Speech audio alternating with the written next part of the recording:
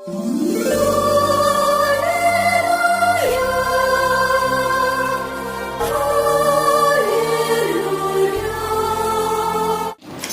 సువార్త 6వ అధ్యాయము 27-28 వచనాలు.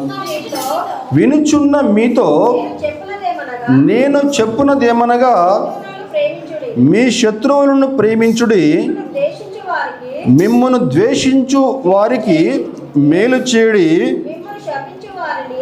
మిమ్మును శపించు వారిని దీవించుడి, మిమ్మును బాధించు వారి కొరకు ప్రార్థన చేయుడి. ప్రార్థన చేసుకుందామండి. మహాపరిశుద్ధుడా, మహాగణుడా, సర్వోన్నతుడా, సర్వోన్నతమైన స్థలములలో ఆసీనుడా, నీ పరిశుద్ధమైన పాదాలకి వేలాదిగా వందనములు, స్తుతులు, స్తోత్రం అర్పిస్తూ ఉన్నానయ్యా. ఇదిగో ఈ ఉదయకాల సమయంలోనైనా చదువుకున్న వాక్య భాగంలోంచి కొన్ని శ్రేష్టమైన ఆత్మీయ సత్యాలు నీ బిడ్డలకు బోధించమని అడుగుచున్నాను నా ప్రభా. ఎందుకు లేనివాడిని, బలహీనుని ప్రభుదేవా.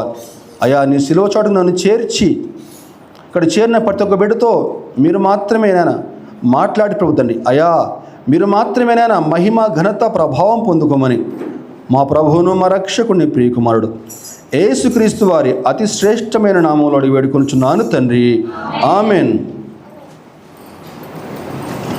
మళ్ళీ ఒకసారి చదువుకుందామండి. వినుచున్న మీతో నేను చెప్పునదేమనగా, మీ శత్రువులను ప్రేమించుడి, మిమ్మను ద్వేషించు వారికి మేలు చేడి, మిమ్మను శపించు వారిని దీవించుడి, మిమ్మను బాధించు వారి కొరకు ప్రార్థన చేడి. ప్రియ దేవుని సంగమా, గడిచిన వారం నేను రూపాంతరము అని చెప్పినటువంటి ఒక అంశం గురించి చెప్పాను. యేసు ప్రభు తన పరిచర్య కాలంలో ఒకనాడు పేతురు, యాకోబు, యోహాను ముగ్గురిని తీసుకుని ఒక ఎత్తైనటువంటి కొండపైకి వెళ్ళి రూపాంతరం పొందినట్టు చెప్పాను. ప్రభు యొక్క ఉద్దేశం ఏంటని చెప్పానంటే, ఆ పేతురు, యాకోబు, యోహాను కూడా ఆ రూపాంతర అనుభవంలోకి రావాలని చెప్పని ప్రభు యొక్క ఆశ. కానీ వారేం చేస్తున్నారని చెప్పానంటే, అక్కడికి వెళ్ళి నిద్రపోతూ ఉన్నారు. ఈనాడు పేతురు, యాకోబు, యోహాను కంటే మనమేమి కూడా భిన్నమైన వారం కాము. ప్రభు ఈనాడు మనందరినీ కూడా ఆ రూపాంతర అనుభవంలోకి, ప్రభు యొక్క రూపంలోకి రావాలని మనల్ని ఆశపడుతూ ఉన్నాడు. పాపము చేత కోల్పోయినటువంటి ఆయన రూపాన్ని తిరిగి మళ్ళా మనలో తీసుకురావాలని చెప్పని, ఆయన పోలికలోకి, ఆయన రూపంలోకి మనం రావాలని చెప్పని ప్రభు యొక్క ఆశ, ఆకాంక్ష ఉన్నదండి. ఈనాడు క్రైస్తవులుగా జీవిస్తున్న మనము మన యొక్క అల్టిమేట్ గోల్ ఏంటి?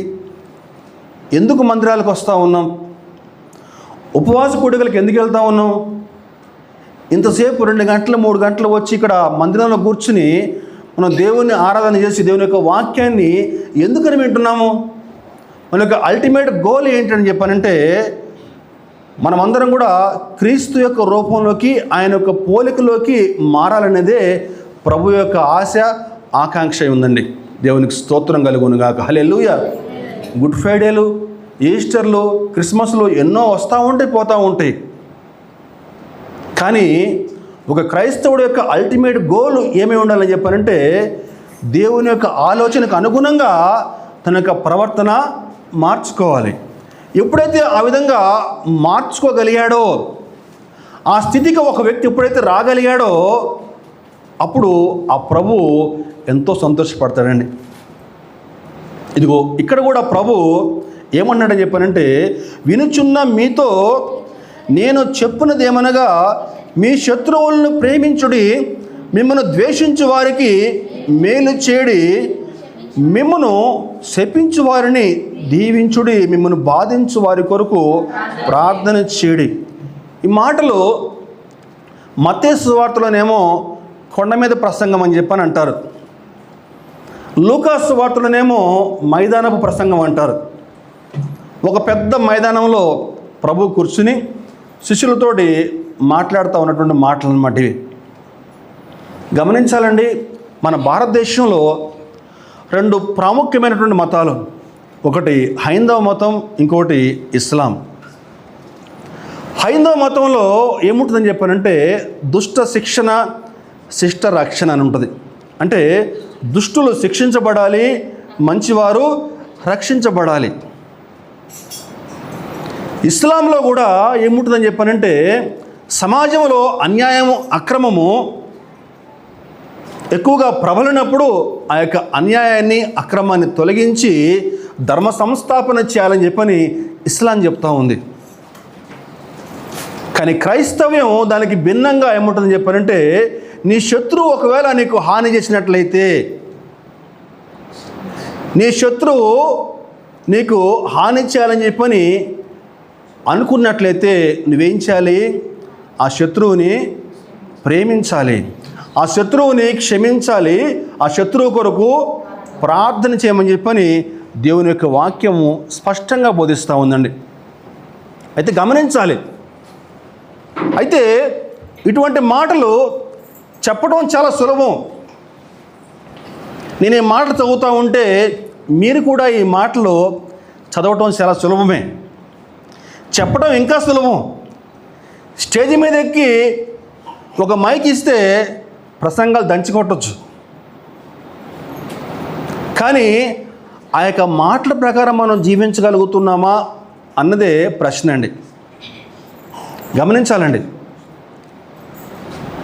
ఆ యొక్క ప్రభు ఇప్పుడు ఏమైతే చెప్పాడో ఆ మాటల ప్రకారం మనం ఈనాడు మనం జీవించగలుగుతున్నామా అన్నదే ప్రశ్న. ఎందుకంటే మనము భూ సంబంధులము, మనం పెరిగిన వాతావరణం ఎటువంటి వాతావరణం అని చెప్పారంటే చిన్నప్పటి నుంచి మనం పెరిగిన వాతావరణం, మనం చూసిన సినిమాలు ఎటువంటి సినిమాలు అని చెప్పారంటే ఒక రౌడీని హీరో ఎరగొడతా ఉంటే వెనక్కి కూర్చుని చప్పట్లు కొట్టిన వాళ్ళం మనం. ఒక రౌడీని ఒక హీరో చితకపోతా ఉంటే వెనక్కి కూర్చుని విజిల్స్ కొట్టిన వాళ్ళం మనం. బహుశా ఆ విధంగా విజిల్స్ కొట్టిన వాళ్ళు ఇక్కడ ఉన్న వాళ్ళు చాలామంది ఉంటారు. నేను కూడా ఒకప్పుడు అలా చేసిన వాడిని.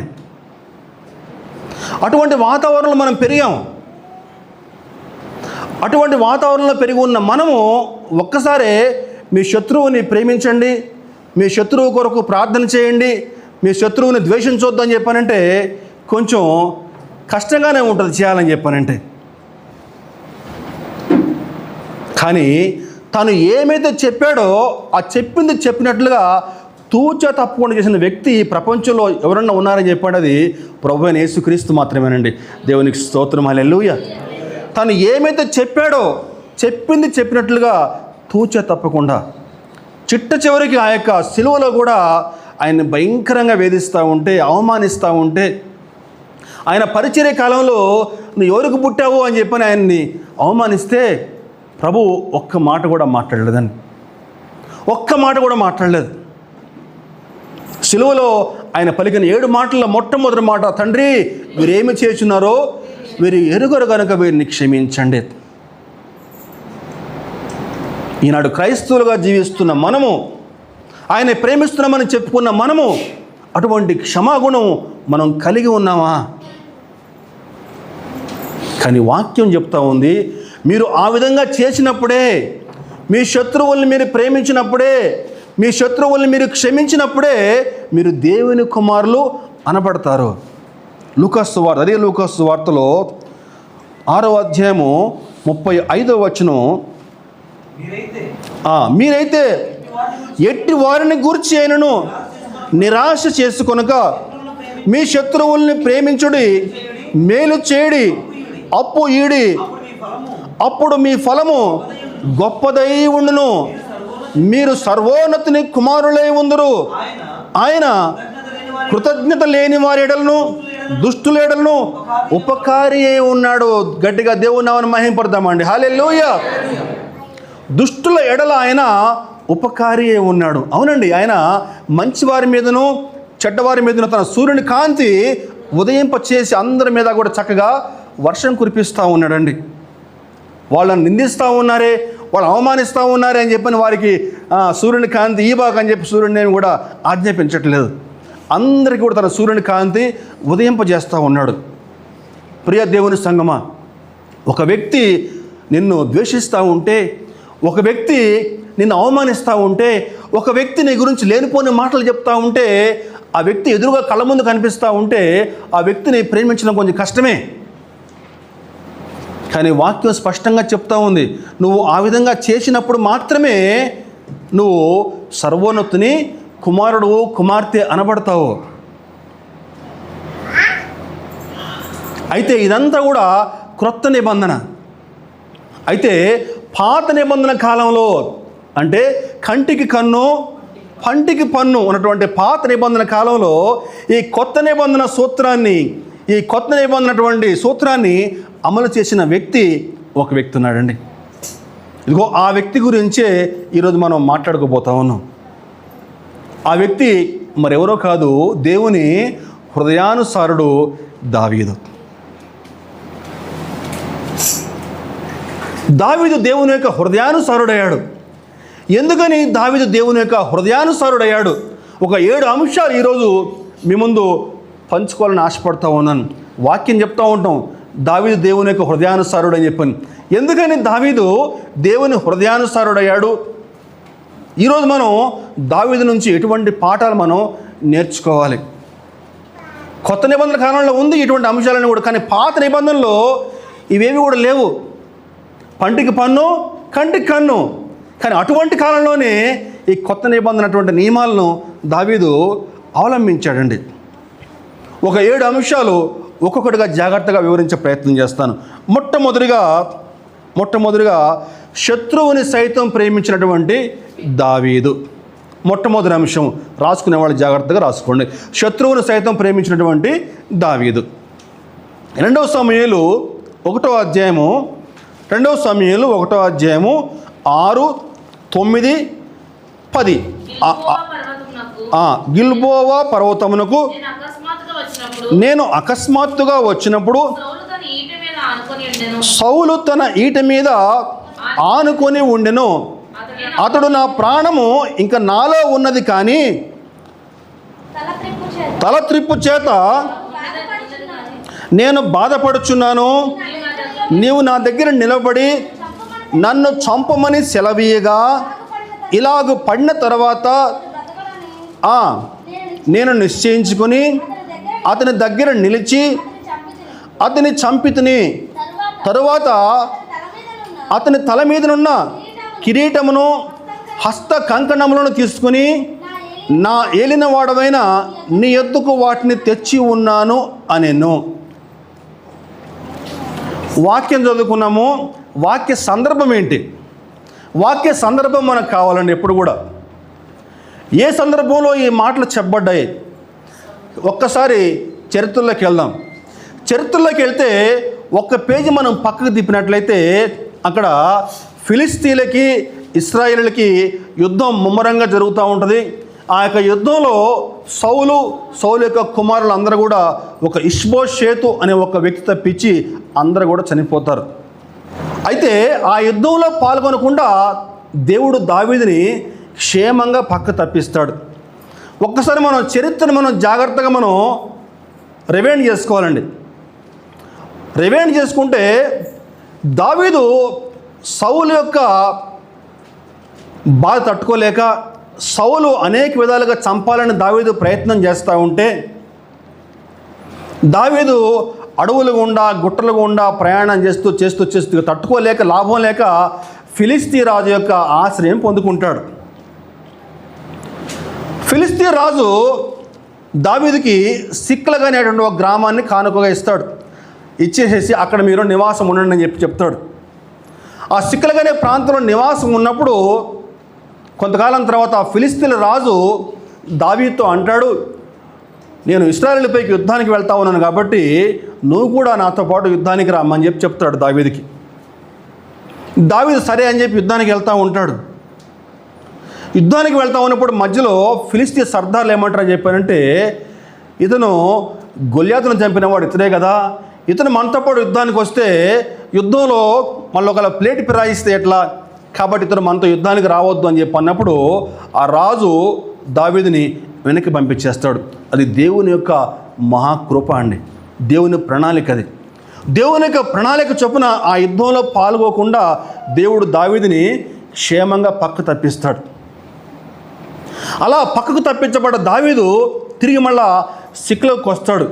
సిక్లోకి వచ్చేసరికి అక్కడ తన భార్య బిడ్డల్ని అందరినీ కూడా కొంతమంది శత్రువులు తీసుకుని పోయి సిక్లోకి మొత్తాన్ని కూడా తగలబెట్టేస్తారు. అలా తగలబెట్టిన తర్వాత దావీదు మళ్ళా దేవుని వద్ద విచారణ చేసి మళ్ళా వారి వద్దకు వెళ్ళి వారిని ఓడించి తన భార్య బిడ్డలను తీసుకుని ఆ సిక్లగు ప్రాంతంలో ఎదురు చూస్తూ ఉంటాడు. ఏంటని చెప్పంటే అక్కడ యుద్ధం జరుగుతూ ఉంది కదా, ఆ యుద్ధంలో ఒక జవాబు నాకు కావాలి, ఆ యుద్ధ సమాచారం కావాలి నాకు. ఎవరు గెలుస్తారు? ఫిలిస్తీన్లు ఇశ్రాయేలులు యుద్ధం చేసుకుంటా ఉన్నారు, ఏం జరుగుద్దని చెప్పని సిక్లగ్ అనే ప్రాంతంలో దావీదు ఎదురు చూస్తూ ఉన్నాడు. అలా ఎదురు చూస్తూ ఉంటే ఇదిగో ఈ యొక్క వ్యక్తి వచ్చి ఏమంటాడు, అయ్యా ఆ పర్వతము నేను అకస్మాత్తుగా వచ్చినప్పుడు సౌలు తన ఈటి మీద ఆనుకొని ఉండెను, అతడు నా ప్రాణం ఇంకా నాలో ఉన్నది కానీ తల త్రిప్పు చేత నేను బహు బాధపడుచున్నాను, నీవు నా దగ్గర నిలబడి నన్ను చంపుమని సెలవీగా ఇలాగ పడిన తర్వాత అతడు బ్రతుకుడని నేను నిశ్చయించుకొని అతని దగ్గర నిలిచి అతని చంపితిని. గమనించాలండి, ఆ వ్యక్తి అనుకున్నాడు ఈ వార్త నేను దావీదుకు చెప్తే దావీదు ఎగిరి గంతేస్తాడు, ఈ వార్త చెప్పగానే దావీదు యొక్క శిబిరం అంతా కూడా పండగ చేసుకుంటుందని చెప్పి అనుకున్నాడు. కానీ ఈ వార్త చెప్పగానే దావీదు యొక్క స్పందన ఎలా ఉందని చెప్పంటే దావీదు తన బట్టలు చింపేసుకున్నాడు. తన బట్టలు చింపేసుకుని ఉదయం నుంచి సాయంకాలం వరకు కూడా దుఃఖంతో ఉపవాసం ఉన్నాడండి. దావీదు అట్లా బట్టలు చింపుకోవడం చూసి చుట్టుపక్కల ఉన్న వాళ్ళందరూ కూడా వాళ్ళు కూడా బట్టలు చింపేసుకున్నారు. వాడికి ఏం అర్థం కాలేదు. కానీ గమనించాలి, సౌలు ఎలా మరణించాడని చెప్పానంటే ఫిలిస్తీన్లు ఇశ్రాయేలుపైకి యుద్ధానికి వస్తూ ఉంటే వారి చేతిలో చనిపోవటం నాకు అవమానం అని చెప్పని తన కత్తి మీద తనే పడి చనిపోతాడు, ఆత్మహత్య చేసుకుంటాడు. కానీ ఇక్కడ ఈ వ్యక్తి అని చెప్తున్నాడు, అతడు ప్రాణాపాయ పరిస్థితుల్లో ఉంటే చివరి క్షణాల్లో ఉంటే అయ్యా నేను ఇంకా చనిపోతూ ఉన్నాను, నా ప్రాణం ఇంకా చివరి క్షణాల్లో ఉంది అని చెప్పి బాధపడుతూ ఉంటే తట్టుకోలేక నేను అతన్ని చంపి అతని యొక్క తల కిరీటము హస్త కంకణాలు పట్టుకుని దగ్గరికి వచ్చానని చెప్పని అబద్ధం చెప్తా ఉన్నాడు. అనుకున్నాడు ఆ వ్యక్తి ఏమనుకున్నాడు అని చెప్పానంటే దావీదు ఈ వార్త విని నాకు చక్కగా సన్మానం చేస్తాడు, మంచి మంచి బహుమానాలు ఇస్తాడని చెప్పని ఆ వ్యక్తి అనుకున్నాడు. కానీ దావీదు దానికి భిన్నంగా బట్టలు చింపేసుకుని ఉపవాసం ఉంటా ఉన్నాడండి. కానీ గమనించాలి, దావీదు 15 సంవత్సరాల కాలంలో రాజుగా అభిషేకించబడ్డాడు. సౌలు యొక్క కుమార్తె దావీదుకి భార్యగా ఇవ్వబడింది. కానీ సౌలు దావీదును చంపాలని చేయని ప్రయత్నం లేదండి. దాదాపుగా 10 ఏళ్ళ నుంచి 15 ఏళ్ల పాటు దావీదు అడవుల గుండా ప్రయాణం చేస్తూ ఉన్నాడు. ఎంత బాధ పెట్టాడో దావీదుని సౌలు. కంటి నిండా నిద్ర లేదు, సరైన ఆహారం లేదు, రెస్ట్ లేదు, ఎన్ని బాధలు పడ్డాడో దావీదు. అటువంటి పరిస్థితిలో శత్రువు మరణమయ్యాడని తెలుసుకుంటే సాధారణంగా ఏం చేయాలండి? ఒక బెల్లం గడ్డ వాడి నోట్లో పెట్టి ఏమండి వాడు చక్కగా సన్మానం చేయాలి. మనమైతే అట్లా చేసుకునే వాళ్ళేమో, పైకి మాత్రం అయ్యయ్యో అట్లాగా అని చెప్పని అంటాం, కానీ లోపల మాత్రం మయా పీడ ఎరగడైపోయిందిరా నేనా అని అనుకుంటాం మనం. మానవ స్వభావం అట్లా. కానీ అక్కడ దావీదు దానికి భిన్నంగా వ్యవహరించాడండి. మంచి మాట, బట్టలు చింపేసుకుని రోజంతా ఉపవాసం ఉన్నాడు. ఉపవాసం ఉండి ఉపవాసం పూర్తయిన తర్వాత సాయంకాలం మళ్ళీ వాడిని పిలిచాడు. ఏం జరిగింది చెప్పురా మళ్ళా అని చెప్పని. వాడు అంతా మళ్ళీ స్టోరీ చెప్పాడు. ఒకటే మాట అన్నాడు దావీదు, ఏమన్నాడని చెప్పానంటే దేవుని చేత అభిషేకించిన వాడి మీదకి నీకు చేతి వాడిని చంపడానికి నీకు ఎన్ని గుండెలరా? దేవుని చేత అభిషేకించిన వాడిని చంపడానికి నీకు చేతులు ఎట్లా వచ్చాయని చెప్పని వీడిని చంపేయండి అని చెప్పానంటే అక్కడికక్కడే అమాలేకుడిని చంపేస్తారు. మరి సౌలుని క్షమించాడు కదా, మరి అమాలేకుడిని ఎందుకని మరి క్షమించలేకపోయాడు దావీదు అనేటువంటి అనుమానం రావచ్చు. దేవుని వాక్యం స్పష్టంగా సెలవిస్తూ ఉంది, ఇశ్రాయేలులకి అమాలేకులకి తరతరముల వరకు యుద్ధం అని చెప్పిన వాక్యం చెప్తా ఉంది. ఇశ్రాయేలుపైకి అమాలేకులు అన్యాయంగా వచ్చి వారి మీదకి దండెత్తి వారిని చంపాలని ప్రయత్నం చేస్తారు.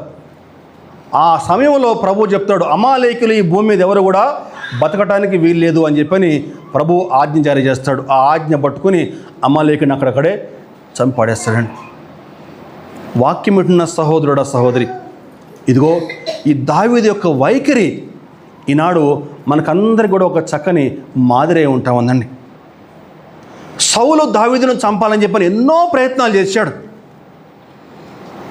కానీ సౌలు చనిపోయాడని చెప్పి తెలుసుకున్నటువంటి దావీదు సంతోషించకుండా దుఃఖపడతా ఉన్నాడు, ఉపవాసం ఉంటా ఉన్నాడు. ఉపవాసం ఉండటమే కాకుండా మరొక చక్కని పని చేశాడండి. తర్వాత అంశం ఏంటని చెప్పంటే, శత్రువు పట్ల దావీదు యొక్క వైఖరి మనకందరికి కూడా ఒక మాదిరి అండి. మొట్టమొదటి రాసిన అంశమేమో శత్రువుని ప్రేమించినటువంటి దావీదు. రెండవ అంశం ఏంటని చెప్పంటే, శత్రువు పట్ల దావీదు యొక్క వైఖరి మనకందరికి కూడా ఒక మాదిరిగా ఉందండి. 2 సమూయేలు 1వ అధ్యాయము 19, 23, 25.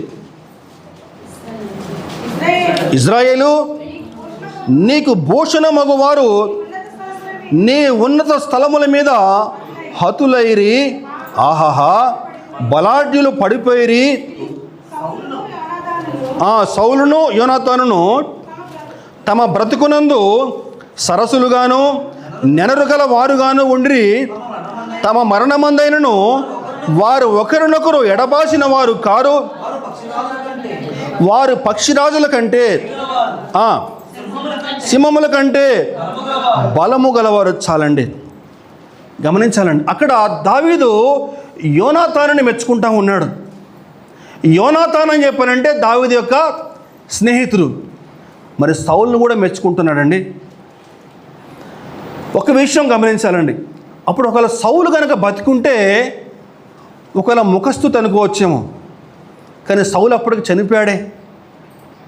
సౌలు చనిపోయిన తర్వాత సౌలు గురించి యోనాతాను గురించి ఒక కీర్తన రాసి ఆ కీర్తన అందరికీ పాడమని చెప్తా ఉన్నాడు. ఒక శత్రువు చనిపోయిన తర్వాత ఇదిగో ఈ విధంగా చేయటం సాధ్యమంటారా? చనిపోయాడు, చనిపోయిన తర్వాత కూడా వారిద్దరి గురించి చక్కని పత్రిక రాసి చక్కని కీర్తన రాసి అందరూ పాడండి అని చెప్పని చెప్తా ఉన్నాడు. అంటే దావీదు యొక్క వైఖరి, ఈనాడు క్రైస్తవులుగా జీవిస్తున్న మనము, విశ్వాసులుగా జీవిస్తున్న మనము శత్రువుల పట్ల మన యొక్క వైఖరి ఏ విధంగా ఉండాలి? వాక్యం చదవటం చాలా సులభం, కానీ ఆ వాక్యాన్ని మనం ఆచరణలో పెట్టగలుగుతున్నామా అన్నదే సమస్య అండి, అన్నదే ప్రశ్న. దావీదు దేవుని హృదయానుసారుడు ఎలా అయ్యాడు? ఇదిగో ఈ ఒక్క సంఘటనతోటి దావీదు దేవుని యొక్క హృదయానుసారుడు అయ్యాడండి. శత్రువును ప్రేమించి శత్రువు కోసం ఒక కీర్తన రాసి పాట పాడుతూ ఉన్నాడు. 2 అంశాలు చెప్పుకున్నామండి. 3వ అంశం ఏంటని చెప్పంటే, దావీదు దేవుని వద్ద విచారణ చేసెను. దావీదు దేవుని వద్ద విచారణ చేసెను. 2 సమూయేలు 2వ అధ్యాయము 1వ వచనం. ఇది జరిగిన తర్వాత యూదా పట్టణములోనికి నేను పోదునా అని దావీదు యెహోవా యొద్ద విచారణ చేయగా పోవచ్చునని యెహోవా అతనికి సెలవిచ్చెను.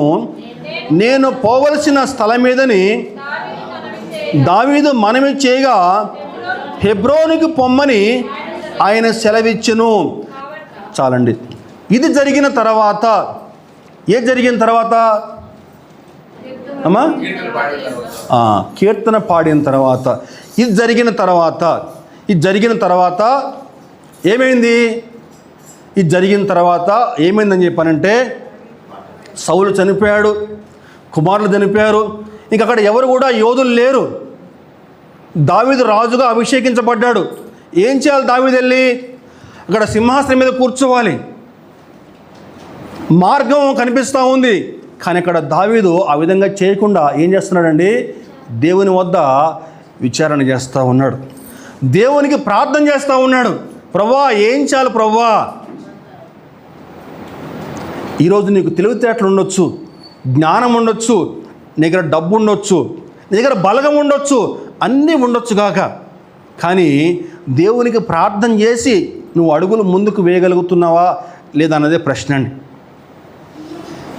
సౌలు చనిపోయాడు, అందరూ చనిపోయారు, నేరుగా వెళ్ళి సింహాసనం మీద కూర్చోవచ్చు, కానీ ఏమంటున్నాడు? అయ్యా నేను మరి యూదా పట్టణాల్లోకి నేను వెళ్ళొచ్చునా, ఇప్పుడు పర్మిషన్ ఇస్తావా అని చెప్పిన దేవుణ్ణి విచారణ చేస్తూ ఉన్నాడండి. దావీదు దేవునికి ఎందుకు హృదయానుసారుడయ్యాడు? ప్రతి విషయంలో కూడా దేవుని వద్ద ప్రార్థన చేసి మాత్రమే తన యొక్క అడుగులు ముందుకు వేసేవాడండి. ఈరోజు మనం అట్లా ప్రార్థనాపూర్వకంగా మనకు అడుగులు ముందుకు వేయగలుగుతున్నామా అన్నది మనం ప్రశ్నించుకుందాం. ఒక 2 అంశాలు చెప్తాను మీకు. దావీదు తన యొక్క జీవిత కాలంలో ఏ విధంగా దేవునికి ప్రార్థన చేసి తన అడుగులు ముందుకేశాడో మొదటి సమూయేలు 23వ అధ్యాయము 2-4 చూసుకుంటే, మొదటి సమూయేలు 23వ అధ్యాయము 2వ వచనం 4వ వచనం. అంతటా దావీదు నేను వెళ్ళి ఈ ఫిలిష్తీయులను హతము చేయుదునా అని యెహోవా యొద్ద విచారణ చేయగా, యెహోవా నీవు వెళ్ళి ఫిలిష్తీయులను హతము చేసి కైలాను రక్షించమని దావీదునకు సెలవిచ్చెను. చాలండి. దావీదు మంచి యుద్ధవీరుడు. సింహాన్ని చంపేశాడు, ఎలుగుబండిని చంపేశాడు, 6 మూళ్ళ జానడెత్తు గొల్యాతుని కూడా. అటువంటి దావీదు దేవుని వద్ద విచారణ చేస్తున్నాడు. అయ్యా మరి ఫిలిష్తీయుల మీదకి మరి నేను యుద్ధానికి పోవచ్చా అని చెప్పని, అంటే ప్రతి విషయంలో కూడా నువ్వు ఆ పని చేయగలవని చెప్పి నీకు తెలుసు, కానీ దేవునికి ప్రార్థన చేసి అడుగు ముందుకు వేయడం అనేది చాలా ప్రాముఖ్యమైందండి. దేవుని సహాయం తీసుకోవాలి. దేవుని యొక్క సహాయం తీసుకుంటే ఎటువంటి శోధన లేకుండా నీకు జయమిచ్చుటకు ఆయన చాలిన దేవుడు అండి. దేవునికి స్తోత్రం, హల్లెలూయా. మళ్ళా అదే వంశం 4వ వచనం చూసుకుంటే, దావీదు మరలా యెహోవా యొద్ద విచారణ చేసెను, నువ్వు లేచి కెయిలాకు వెళ్ళుము, ఫిలిష్తీయులను చేతికి అప్పగించుదునని యెహోవా సెలవేయగా. అంటే కెయిలా వాళ్ళు భయపడుతున్నారు, ఫిలిష్తీయులు వచ్చి మా మీద పడి మమ్మల్ని చంపేస్తే ఎట్లానైనా అని చెప్పని భయపడతా ఉంటే, మళ్ళా దావీదు దేవునికి ప్రార్థన చేస్తూ ఉన్నాడు.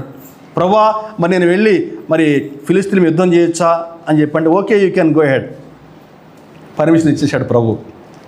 తర్వాత చూస్తే మొదటి సమూయేలు 30వ అధ్యాయము 8వ వచనం.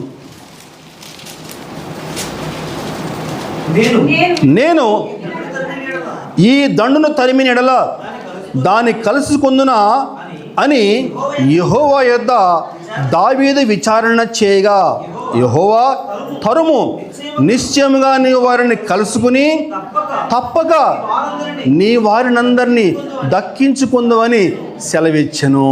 యెహోవా యొద్ద విచారణ చేయగా, యెహోవా యొద్ద విచారణ చేయగా, యెహోవా యొద్ద విచారణ చేయగా. మన ఆత్మీయ జీవితంలో నీ సొంత తెలివితేటల పైన కానీ, నీ సొంత జ్ఞానం పైన కానీ, నీ సొంత బలం పైన కానీ ఆధారపడకుండా ఆయన పాదాలను ఆశ్రయించి ఆయన వద్ద విచారణ చేసి నువ్వు అడుగు ముందుకు వేసినట్లయితే నీ ప్రతి పనిలో కూడా నువ్వు గొప్ప విజయాలు పొందుకుంటామండి. దేవునికి స్తోత్రం, హల్లెలూయా. ఎన్ని చెప్పుకున్నామండి? 3 అంశాలు చెప్పుకున్నాం. మొట్టమొదటిగా శత్రువుని ప్రేమించినటువంటి దావీదు,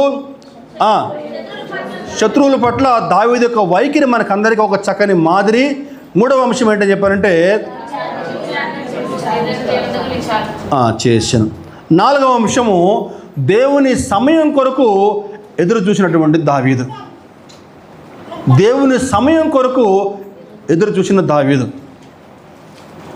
ఈరోజు మన వాక్యాంశం ఏంటని చెప్పంటే, దావీదు దేవుని హృదయానుసారుడు ఎలా అయ్యాడు. ఈరోజు మన ఆత్మీయ జీవితంలో చాలాసార్లు మనం ఏం చేస్తామంటాం అని చెప్పానంటే, మనకంటూ కొన్ని ప్రణాళికలు ఉంటాయి, మనకంటూ కొన్ని ప్లాన్స్ ఉంటాయి. ఒక ప్లాన్ గీసుకుని మనం దాని ప్రకారం అడుగులు ముందుకేస్తా దేవుడు కూడా మన ప్లాన్ ప్రకారం నడవాలని చెప్పి మనం ఆశపడుతూ ఉంటాం. మన ప్లాన్ అంతా కూడా దేవునికి చెప్పేస్తాం, ప్రభా నేను ఇట్లా వెళ్ళాలనుకుంటున్నాను ప్రభా, మరి సహాయం చేయి నాయనా అని చెప్పని మనం ఏం చేస్తామండి, అలాగే చేస్తాం. ఒక ప్రణాళిక మనకు ఉంటుంది, ఆ ప్రణాళిక ప్రకారం మనం ముందుకు పోతూ ఉంటాం. దేవుడు కూడా ఆ ప్రకారమే ఆలోచించాలని చెప్పని మనం ఆశపడుతూ ఉంటాం. కానీ దావీదు అట్లా కాదండి.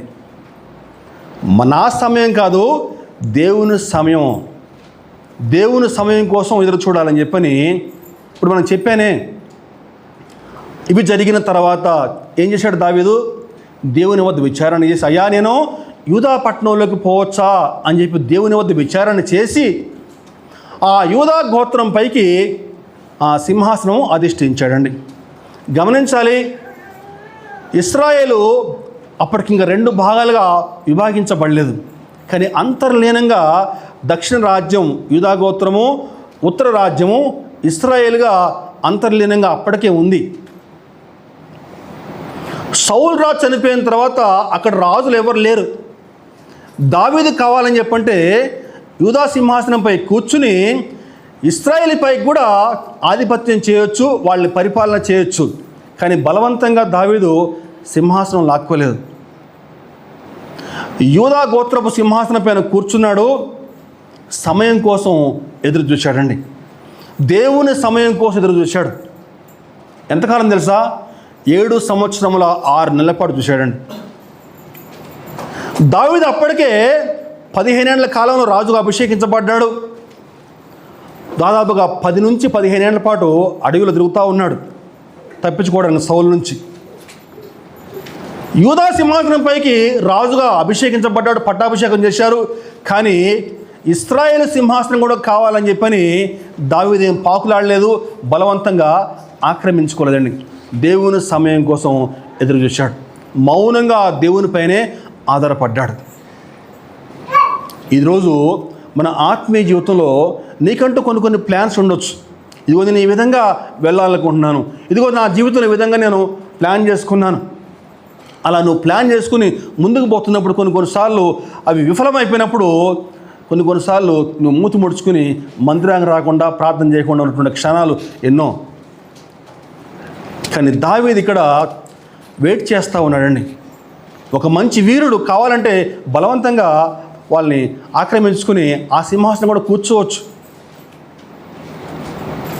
అలా ఎదురు చూసిన తర్వాత ఒకనాడు ఏమైందని చెప్పానంటే 2వ సమూయేలు 5వ అధ్యాయము 2వ వచనం 3వ వచనం చూద్దామండి. 2వ సమూయేలు 5వ అధ్యాయము 2, 3. పూర్వకాలమున సౌలు మా మీద రాజై ఉండగా నీవు ఇశ్రాయేలు నడిపించువాడవే ఉంటివి. అయితే ఇప్పుడు నువ్వు ఇశ్రాయేలుని బట్టి నా జనులను పాలించి వారి మీద అధిపతివై ఉందువని యెహోవా నిన్ను గురించి సెలవిచ్చి ఉన్నాడని చెప్పిరి. మరియు ఇశ్రాయేలు వారి పెద్దలందరూ హెబ్రోనులో రాజునొద్దకు రాగా రాజైన దావీదు హెబ్రోనులో యెహోవా సన్నిధిన వారితో నిబంధన చేసెను కనుక ఇశ్రాయేలు వారి మీద రాజగుటకై వారు దావీదునకు పట్టాభిషేకము చేసిరి. దేవునికి స్తోత్రం, హల్లెలూయా. ఎదురు చూశాడండి. నా సమయం కాదు, నా ఆలోచన కాదు, దేవుని యొక్క ఆలోచన నెరవేరాలని చెప్పని ఎదురు చూశాడండి. అలా ఎదురు చూసినందుకు ఒకనాడు ఆ ఇశ్రాయేలు పెద్దలందరూ కూడా ఆయన వద్దకు వచ్చి, అయ్యా నువ్వే మా మీదకి రాజువే ఉండాలని చెప్పిన యెహోవా మాకు చెప్పాడు, కాబట్టి నువ్వు వచ్చి సింహాసనం ఎక్కు, పరిపాలించని చెప్పని వాళ్ళందరూ వాళ్ళే స్వయంగా వచ్చారు దావీదు వద్దకి. ఇది దావీదు యొక్క గొప్పతనం అండి. కాబట్టి ఈనాడు మనం కూడా ఏంటని చెప్పానంటే మన సొంత నిర్ణయాలు తీసుకోకుండా దేవుని సమయం కొరకు మనం ఎదురు చూడాలి, దేవునికి ప్రార్థన చేయాలి. తొందరపడకుండా మన ఆలోచనే దేవుని చిత్తం అనుకుని మనం ముందుకు పోతే కష్టాలు తప్పవండి. దావీదు యొక్క వైఖరి ఎలా ఉందో చూడండి. తర్వాత అంశం ఏంటని చెప్పానంటే 5వ అంశము, తన ఇంటి వారి పట్ల శ్రద్ధ కలిగి ఉన్నటువంటి దావీదు. చెప్దాం ఒకసారి అందరం కలిసి. తన ఇంటి వారి పట్ల శ్రద్ధ కలిగి ఉన్నటువంటి దావీదు. 2 సమూయేలు 6వ అధ్యాయము 20వ వచనం. తన ఇంటి వారిని దీవించుటకు దావీదు తిరిగి రాగా సౌలు కుమార్తెకు మీకాలు దావీదును ఎదుర్కొన బయలుదేరి వచ్చి హీన స్థితి గల పనికత్తులు చూచుండగా వ్యర్థులొకడు తన బట్టలు విప్పివేసినట్లుగా ఇశ్రాయేలుకు రాజువైన నీవు నేడు బట్టలను తీసివేసి ఎంత ఘనముగా కనపడితేమని అపహాస్యము చేసినందున. చాలండి. తన ఇంటి వారిని దీవించుటకు తిరిగి రాగా, తన ఇంటి వారిని దీవించుటకు తిరిగి రాగా. ఎక్కడి నుంచి వస్తున్నాడు దావీదు? మా దేవుని మందసం ఎక్కడుంది? అబీనాదాబు ఇంట్లో ఉందండి. మొట్టమొదటిగా అబీనాదాబు ఇంట్లో నుంచి మొట్టమొదటిగా పట్టుకుని వస్తూ ఉంటే, చరిత్రలోకి వెళ్దామండి. పట్టుకుని వస్తూ ఉంటే మార్గ మధ్యంలో ఎడ్లకి కాలు జారుద్ది. ఎడ్లకి కాలు జారినప్పుడు ఉజ్జ ఆ మందసాన్ని పట్టుకోపోతాడు. అలా పట్టుకోపోతే ఉజ్జ అక్కడే చనిపోతాడు. దావీదుకి భయం వేసి ఆ మందసాన్ని ఉబేదెదోము ఇంట్లో పెడతాడు. అలా పెట్టిన తర్వాత ఉబేదెదోము బహుగా దీవించబడతాడు. అరే ఇదేదో బాగుందని చెప్పి మళ్ళా దావీదు మళ్ళా లేవీలను వేసుకుని కొంతమందిని వేసుకుని మళ్ళీ బయలుదేరుతాడు. అలా వెళ్ళినటువంటి దావీదు అక్కడి నుంచి మందసాన్ని తీసుకుని నాట్యమాడుతూ కీర్తనలు పాడుతూ కిర్యాత్చారిం నుంచి యెరూషలేము వరకు 13 కిలోమీటర్లు ఉంటుందండి. 13 కిలోమీటర్ల దూరం దావీదు గుర్రం ఎక్కకుండా గాడిదెక్కకుండా 13 కిలోమీటర్ల పాటు నడుచుకుంటూ దేవుని ఉత్సాహంతో నాట్యమాడుతా స్తుతిస్తా బయలుదేరి వచ్చాడండి. దేవునికి స్తోత్రం, హల్లెలూయా. అలా నాట్యమాడుతూ వచ్చినటువంటి దావీదు యెరూషలేములో ఆ మందసాన్ని ఆ యొక్క గుడారంలో స్థాపించి అక్కడ మళ్ళా దేవునికి దహన బలులు అవన్నీ కూడా అర్పించి ఆ దీవెనలు ఆశీర్వాదాలు తన ఇంటి వారికి కూడా అందాలని చెప్పని ఇదిగో తన ఇంటి వారిని దీవించుటకు తిరిగి రాగా అంటే ఇది అర్థం ఇదనమాట. తన ఇంటి వారిని దీవించుటకు తిరిగి రాగా.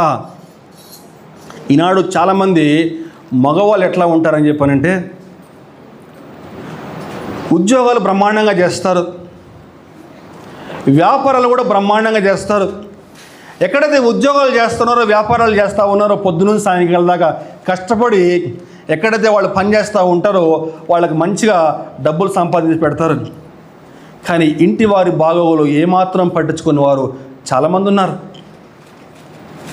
ఇంటి వారు తిన్నారా లేదా, ఇంట్లో అవసరాలు ఉన్నాయా లేవా, ఇంట్లో వాళ్ళకి ఏదైనా కష్టం ఉందా లేదా అని పట్టించుకోకుండా ఉన్నవారు చాలామంది అండి. నేను మాట్లాడేది వాస్తవం. కొంతమందికి అయితే ఆడవాళ్ళకి వాళ్ళ ఇంటి ఆయన వస్తున్నాడని చెప్పంటే భయం, హడలు. వాళ్ళు ఆయన వచ్చి ఏమి కేకలేస్తారో అని చెప్పని భయపడిపోతూ ఉంటారు. బయట గేటు సౌండ్ అయితే వీళ్ళు లోపల భయపడిపోతూ ఉంటారు. కానీ ఇక్కడ వాక్యం చూస్తే ఏముందని చెప్పారంటే దావీదు తన ఇంటి వారిని దీవించుటకు తిరిగి రాగా. ఇక్కడ రివర్స్గా ఉంది. దీవించుటకు వస్తే అక్కడ మీకాలు ఆయన్ని అపహాస్యం చేస్తూ ఉంది. పిచ్చోడులాగా నువ్వు ఒక పిచ్చోడు ఎగిరినట్టు ఎగురుతావు నువ్వు బట్టలు ఇప్పదీసి అని చెప్పని భార్య దావీదుని గద్దిస్తూ ఉందండి. అప్పుడు దావీదు చెప్తున్నాడు, ఏమంటాడు దావీదు, నేను నా దేవుని కోసం నేను ఆ విధంగా చేశాను, నా దేవుణ్ణి నేను ఘనపరిచాను, నా దేవుణ్ణి కోసం నేను ఎంత దూరమైనా వెళ్తానని చెప్పని అక్కడ దావీదు తన భార్యను ఒక్క మాట కూడా అనలేదు, కానీ దేవుణ్ణి ఘనపరుస్తూ ఉన్నాడండి. దేవునికి స్తోత్రం, హల్లెలూయా.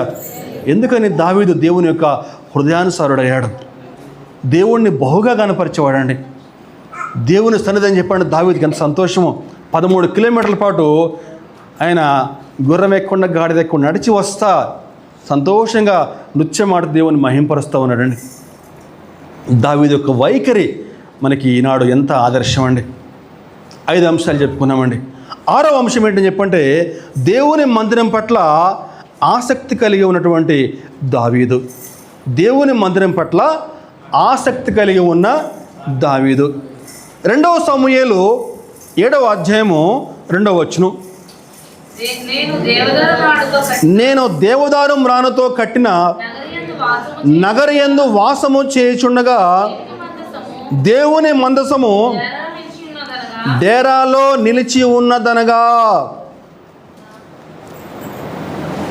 వాక్యంలో చాలా గొప్ప అర్థం దాగి ఉందండి. మరి మీకు అర్థమైందో అర్థం కాలేదండి. మనం చదువుకుందాం ఒకసారి. నేను దేవదారు మ్రానుతో కట్టిన నగరయందు వాసము చేయుచుండగా దేవుని మందసము డేరాలో నిలిచి ఉన్నదనగా.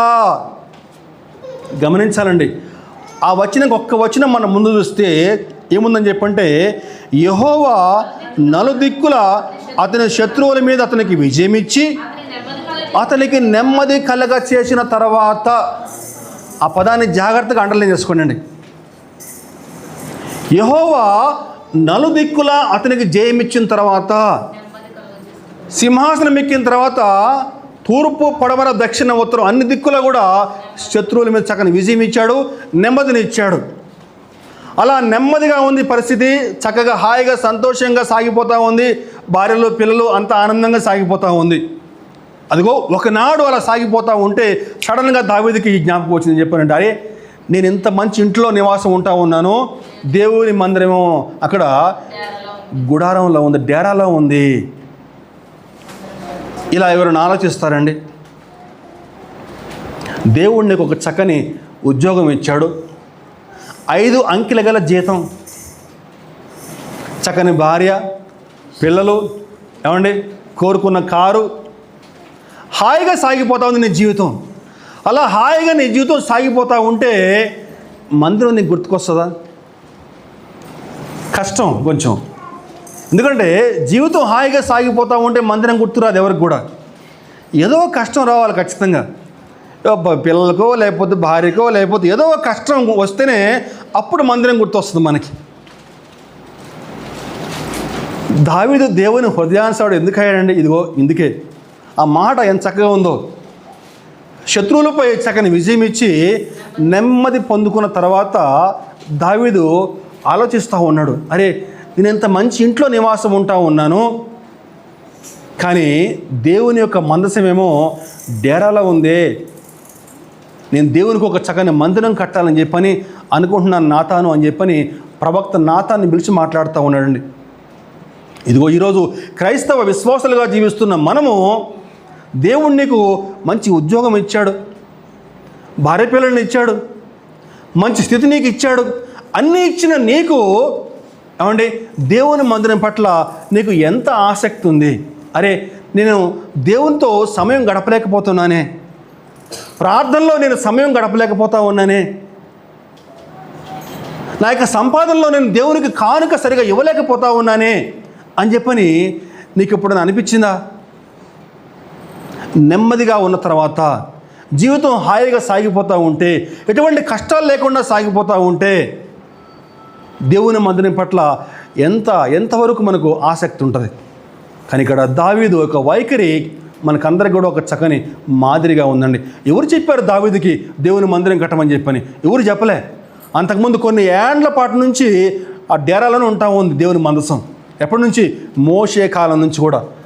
సౌలు అంతకాలం పాటు పరిపాలన చేశాడే, సౌలుకి ఎప్పుడు ఆలోచన కలగలేదు దేవుని మందిరం కట్టాలని చెప్పని. కానీ దావీదుకి ఆలోచన కలిగింది, దేవునికి మందిరం కట్టాలి నేనని చెప్పని. చివరి అంశం ఏంటని చెప్పంటే, మెప్పును ఘనతను ఆశించని దావీదు. మెప్పును ఘనతను ఆశించని దావీదు. మొదటి దినవృత్తాంతములు 29వ అధ్యాయము 19వ వచనం.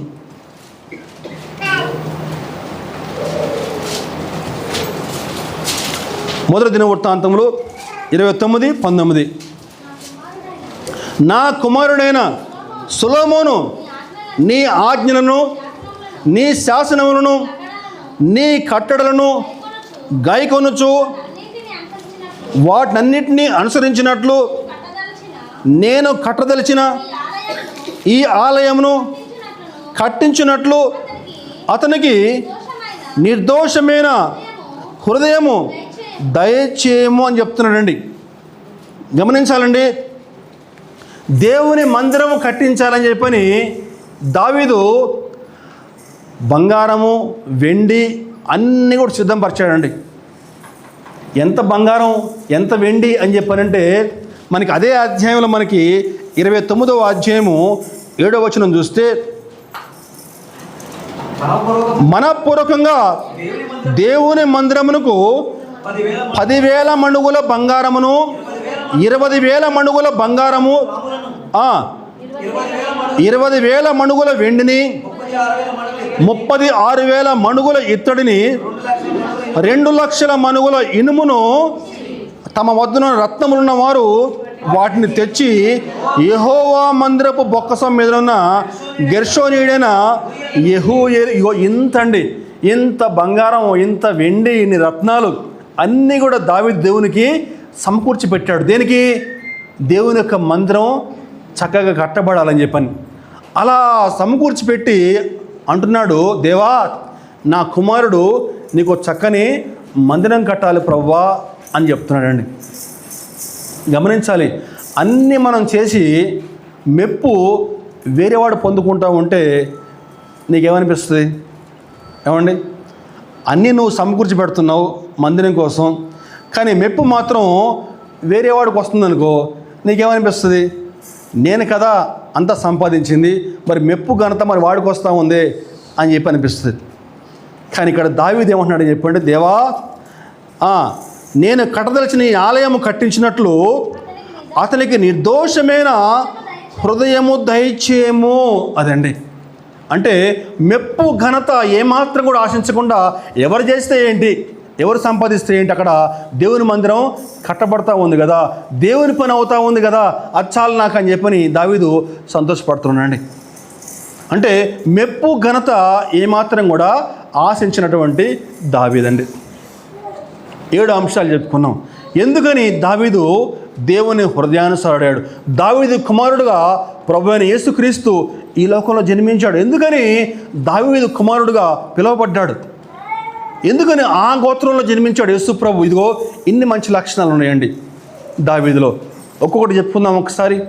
మొట్టమొదటిగా శత్రువుని ప్రేమించినటువంటి దావీదు. శత్రువుపై దావీదు వైఖరి మనకందరికి ఒక మంచి మాదిరిగా ఉంది. 3వ అంశము, దేవుని వద్ద విచారణ చేసినటువంటి దావీదు దేవుని సమయం కోసం ఎదురు చూశాడు. ఇంకా తన ఇంటి వారిని దీవించినటువంటి దావీదు. చివరగా మెప్పును ఘనతను ఆశించినటువంటి దావీదు. ఇదిగో ఈ అంశాలు మనం కూడా కలిగి ఉంటే మనం కూడా దేవుని హృదయానుసారులుగా జీవించగలమని దేవుడు అట్టి కృప ఈనాడు మనలో ప్రతి ఒక్కరికి దయచేయునుగాక. ఆమేన్.